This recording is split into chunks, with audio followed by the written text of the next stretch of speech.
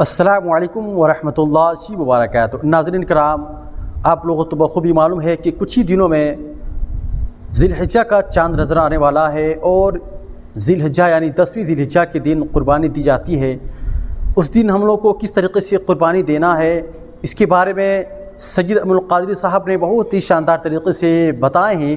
میں چاہتا ہوں کہ سید امین القادری صاحب کی اس بیان کو سن کر کے اپنے ایمان کو ضرور تازہ کریں۔ تو آئیے سید امین القادری صاحب کی اس بیان کو آپ پہلے سنیں۔ گھر کی فریج بھرنے والوں اور گھر کی فریج بھرنے کے لیے قربانی کرنے والوں، یا لوگوں کی جھوٹی شہرت کے لیے قربانی کرنے والوں، ذرا ہوش کے ناخون لو۔ یہاں تو جانور کی گردن پہ چھری ہے، وہاں تو اس نے اپنی گردن کٹائی۔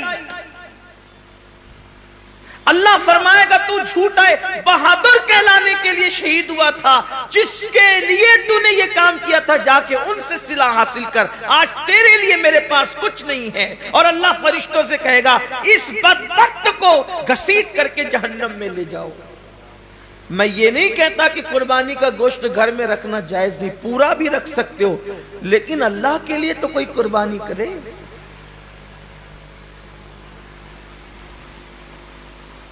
قربانی کا جانور آنے کے بعد خود ہی سے بتاتے پھرتے ہو کہ اتنے کا لائے اور اتنے کا لائے، پوچھا کس نے تھا اتنے کا لائے ہو؟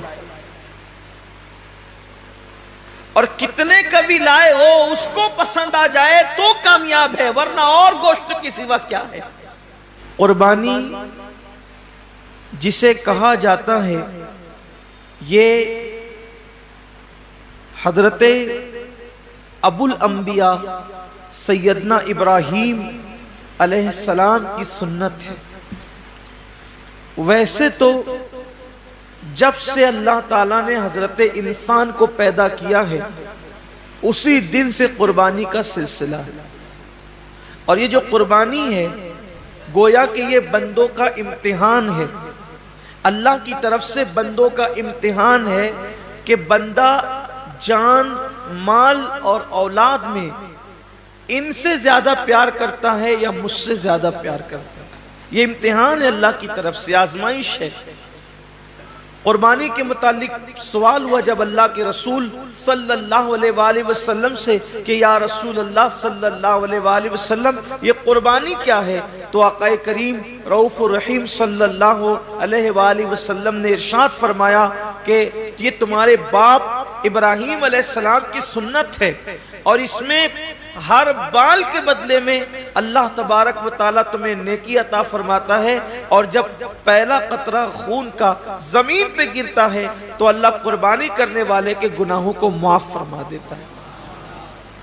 یہ تو آپ سنتے ہیں، بار بار سنتے ہی رہتے ہیں، لیکن جو آیہ کریمہ قربانی کے موقع پہ پڑھی جاتی ہے، جو آیہ کریمہ قربانی کے موقع پڑھی جاتی ہے، اللہ اپنے حبیب سے فرماتے ہیں قل ان صلاتی ونسکی ومحیای ومماتی للہ رب العالمین۔ اے محبوب آپ فرما دیں کہ میری نماز، میری قربانیاں، حتیٰ کہ میرا جینا اور میرا مرنا سب اللہ کے لیے۔ اصل بات یہ آتی ہے اس دور میں کہ قربانی اللہ کے لیے ہونا چاہیے، قربانی بلکہ قربانی ہی نہیں، ہر کام اللہ کے لیے ہونا چاہیے۔ لیکن کل تک شادیوں میں دکھاوا تھا، کل تک ظاہری اعمال میں دکھاوا تھا، اور اب لوگوں کے یہاں عبادت میں بھی دکھاوا پیدا ہو گیا، اور خاص طور پر قربانی کے موقع پر یہ چیزیں زیادہ دیکھنے میں آتی ہے کہ لوگ دکھاوا زیادہ کرتے ہیں، اور لوگ اس پر گفتگو کرتے ہیں کہ اس کا جانور اتنے میں آیا اور اس کا جانور اتنے میں آیا۔ آپ جانور کتنے کا لاتے ہیں یہ اللہ کے نزدیک اہم نہیں ہے، آپ جانور کتنے کا لاتے ہیں یہ اللہ کے نزدیک اہم نہیں ہے، آپ جانور کیوں لا رہے ہیں یہ اللہ کے نزدیک اہم ہے۔ اس لیے کہ حدیث پاک میں آتا ہے کہ قیامت کے دن جب انسان کے اعمال کا دفاتر لے کر فرشتے اللہ کی بارگاہ میں پہنچیں گے تو ان کی نیکیاں بہت ساری ہوگی، اور فرشتے پیش کریں گے اللہ یہ کتنی نیکیاں لے کر کے آیا ہے؟ اللہ فرمائے گا فرشتوں تم نے صرف نیکی لکھی ہے کہ اس نے نیکی کی ہے، تمہاری نظر نیکی پر ہے، میری نظر نیکی کیوں کی ہے اس پر ہے، کیونکہ وہ علیم بذات الصدور ہے، وہ علیم و خبیر ہے۔ اللہ فرماتے ہیں کہ اس نے کیا کیوں ہے، اس پر میری نظر ہے۔ اے میرے فرشتوں اس نے نیکی تو کی ہے مگر میرے لیے نہیں کی ہے، اس لیے اسے گھسیٹتے ہوئے جہنم کے اندر لے جاؤ۔ انسان کتنا لگا رہا ہے یہ قیمتی نہیں ہے، کیوں لگا رہا ہے؟ للہ رب العالمین، اللہ کے لیے ہونا چاہیے۔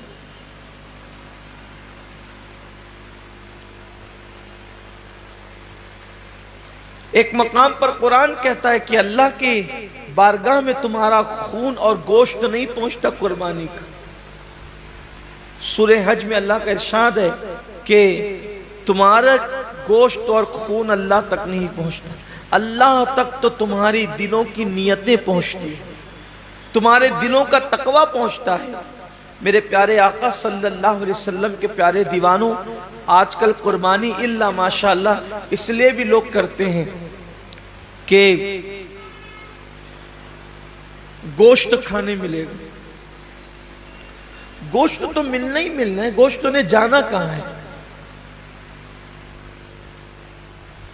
گوشت جائے گا کہاں؟ گوشت تو کھانے، لیکن نیت تو اچھی کرو۔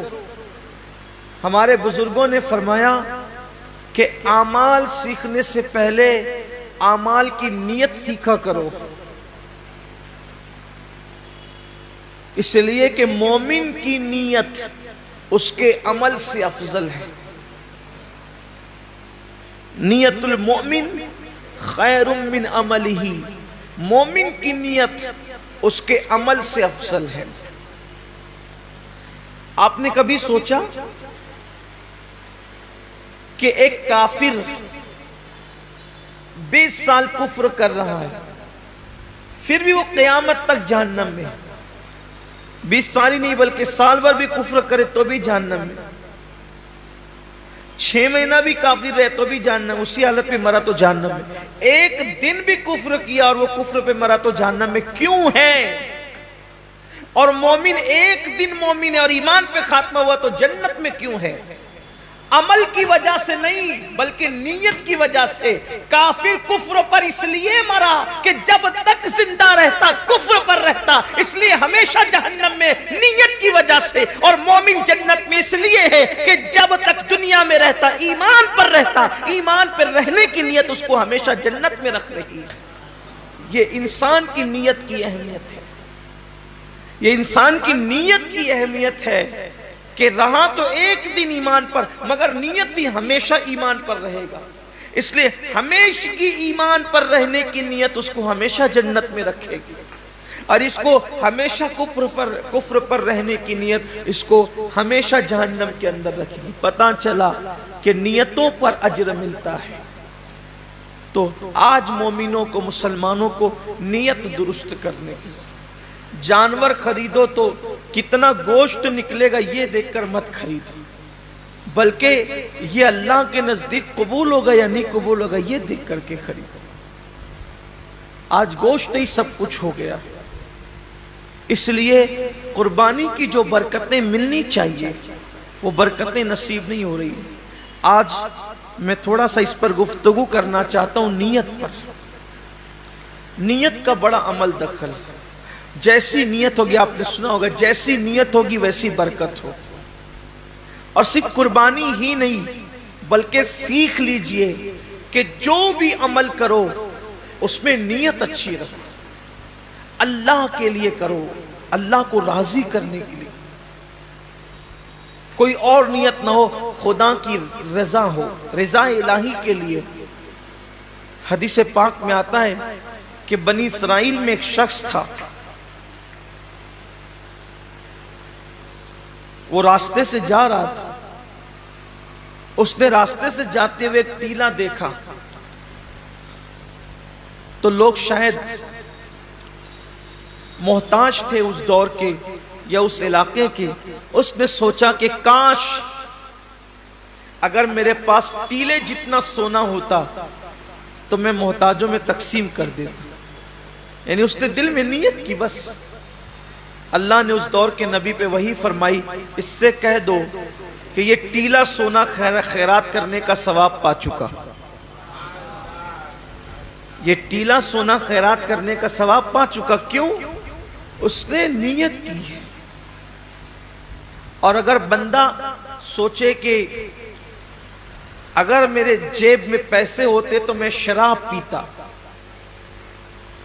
اور واقعی اگر ہوتے تو وہ پی لیتا, نیت کی اس نے, تو شراب پیے بغیر اب اس کو شراب پینے کا گناہ لکھ دیا جائے.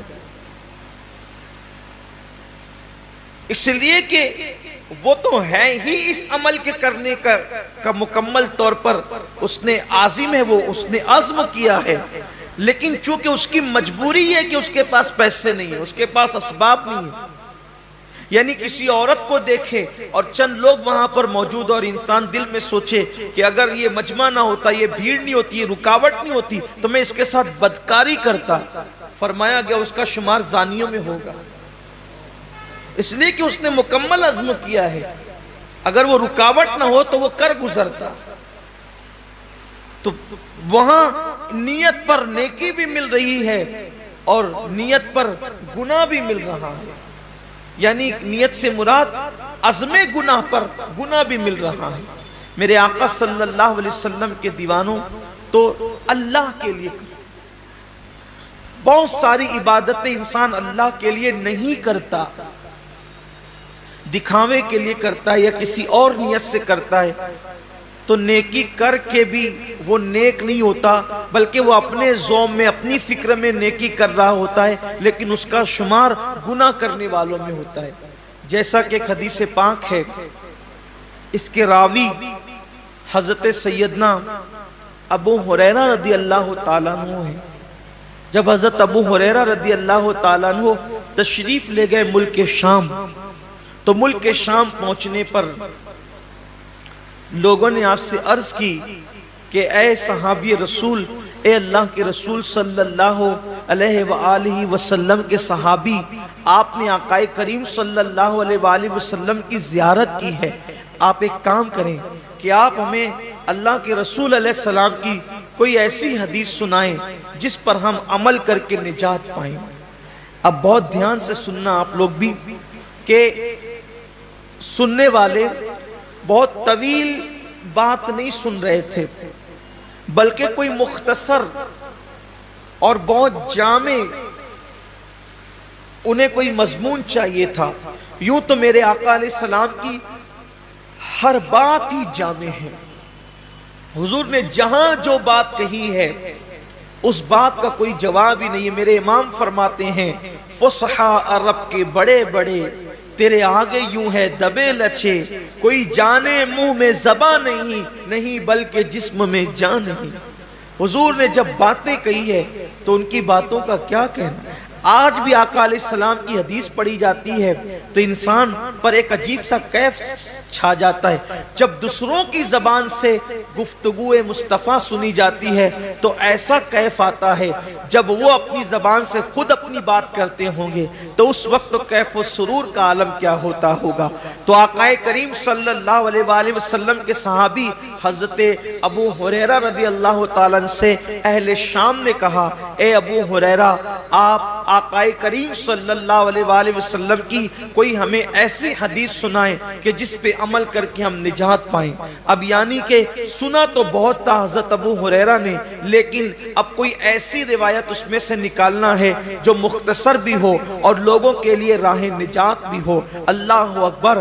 سیدنا ابو ہریرہ گویا کہ اپنے اپنے حافظے پر جو ہے وہ زور دینے لگے کہ میرے پاس جو ذخیرہ حدیث کا میرے حافظے کے اندر ہے ان میں سے کوئی ایک ان کو سنانا ہے. لیکن روایتوں میں آتا ہے، راوی بیان کرتے ہیں کہ جیسے ہی حضرت سیدنا ابو ہریرہ رضی اللہ تعالیٰ عنہ کو وہ حدیث یاد آئی، وہ جس کو بیان کرنا چاہتے تھے، حضرت ابو ہریرہ صرف حدیث کا مضمون یاد کر کے بے ہوش ہو کے زمین پہ گر جاتے ہیں.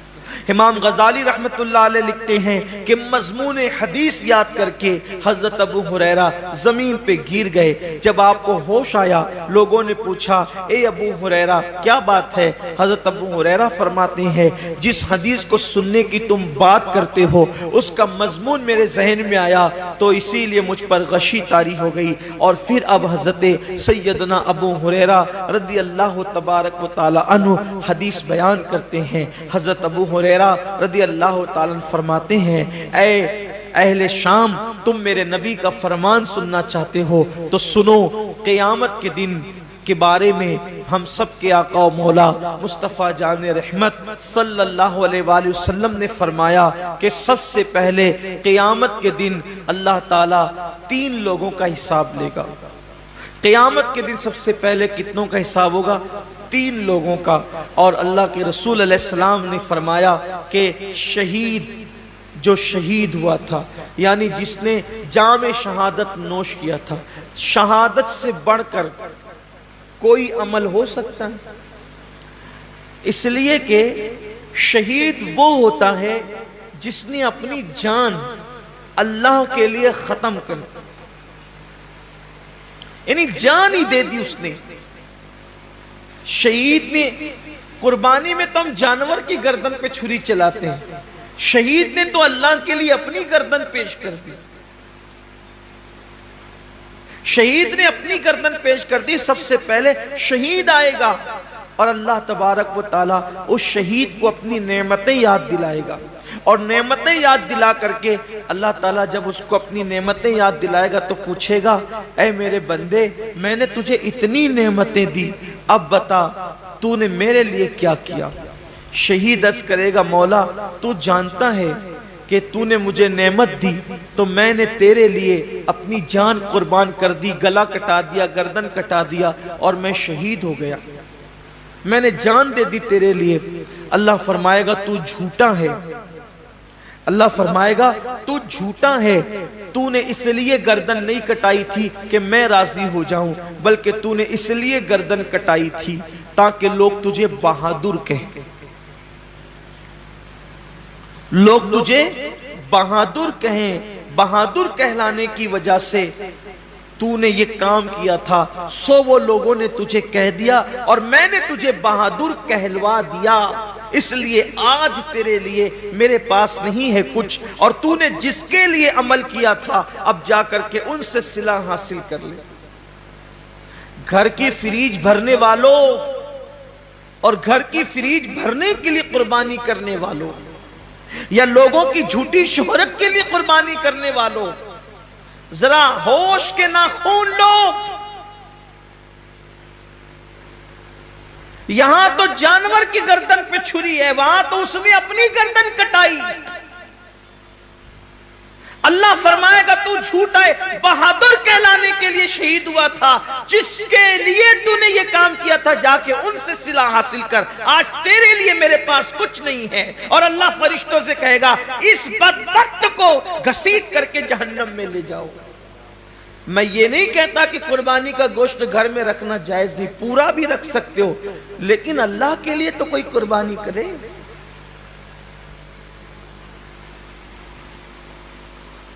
قربانی کا جانور آنے کے بعد خود ہی سے بتاتے پھرتے ہو کہ اتنے کا لائے اور اتنے کا لائے. پوچھا کس نے تھا اتنے کا لائے ہو؟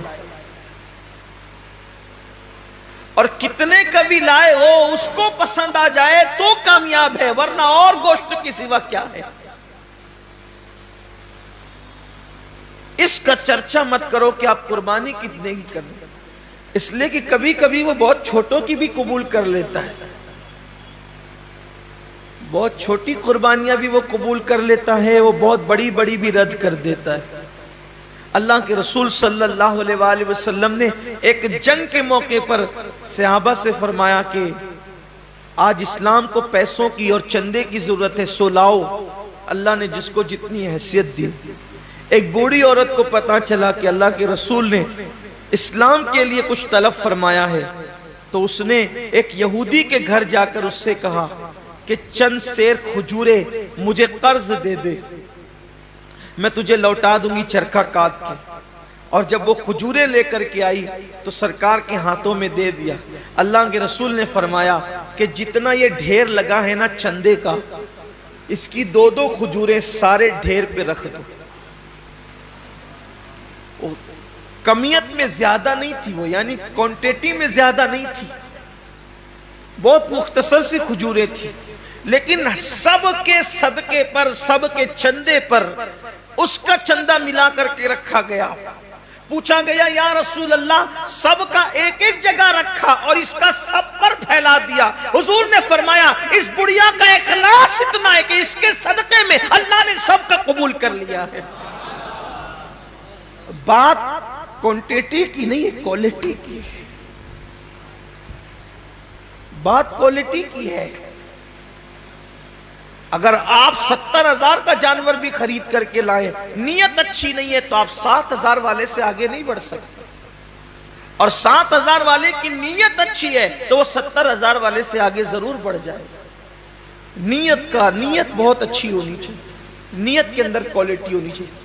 تو حضرت سیدنا ابو ہریرہ رضی اللہ تعالیٰ عنہ فرماتے ہیں کہ وہ شہید ہوگا، شہادت کے بعد بھی اس کو جہنم میں لے جایا جائے۔ پھر فرماتے ہیں ایک دوسرا بندہ اللہ کی بارگاہ میں آئے، اور آنے کے بعد وہ بندہ جب حاضر ہوگا تو اللہ رب العزت اس کو اپنی نعمتیں یاد دلائے گا، اور جب اللہ تعالیٰ اس کو اپنی نعمتیں یاد دلائے گا تو اللہ فرمائے گا کہ بندے تو نے میرے لیے کیا کیا؟